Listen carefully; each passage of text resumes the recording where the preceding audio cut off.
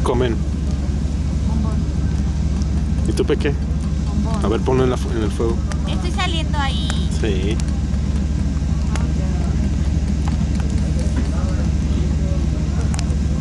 Te ves gordita. Oye. Eso no va a ser. No. Y si va, es interno nada más. Oye.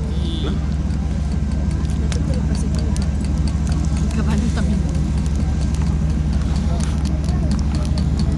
¿Qué fue como? Dale toda tu carota, María. Bombón. Bombón chamuscao. ¿De qué tenía que ver el ojo de Mario? Porque... Nomás curioseando. Ya voy a cortarlo.